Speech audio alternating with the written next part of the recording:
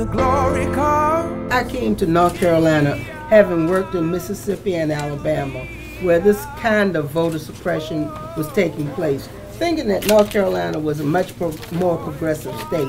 And it was for a while, but now I feel as though I'm reliving my life. All of the things that I lived in Mississippi and Alabama, here they are again. We need more voting instead of less. We should be trying to encourage people to vote. That's right. Encourage our young people to get involved in the political process. That's your right. The Constitution says that. But what's happening now, you're discouraging them. And our rights are being taken away from us. And the law says very clearly that the state cannot intentionally discriminate against people on the basis of race. And we have instances where the North Carolina General Assembly has sought to discriminate against citizens of this state and their ability to vote.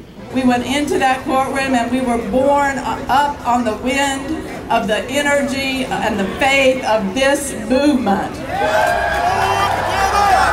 This is our Selma. We as plaintiffs stand together, united in one cause for the people who would ordinarily be deprived of their voting rights. So this is serious business. Our state, we have always stood strong for the right to vote, and not the two key verbs in here is discourage or intimidate. Those are the verbs that the lawyers and the judges will look at to see whether this law discourages voting. The governor has talked, I just heard him on the radio, talking about an identification that was needed to purchase certain medications that are used to make drugs, and he compares that to people needing an ID in order to vote.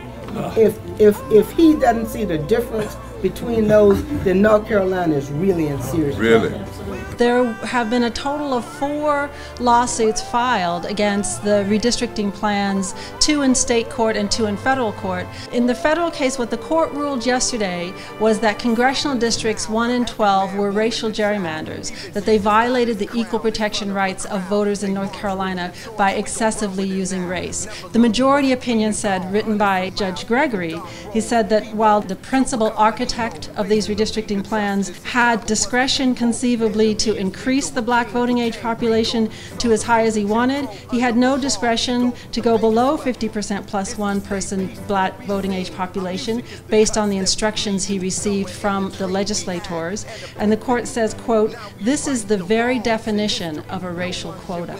And where a majority minority district is created in blatant disregard for fundamental redistricting principles is absurd and stands the Voting Rights Act on its head.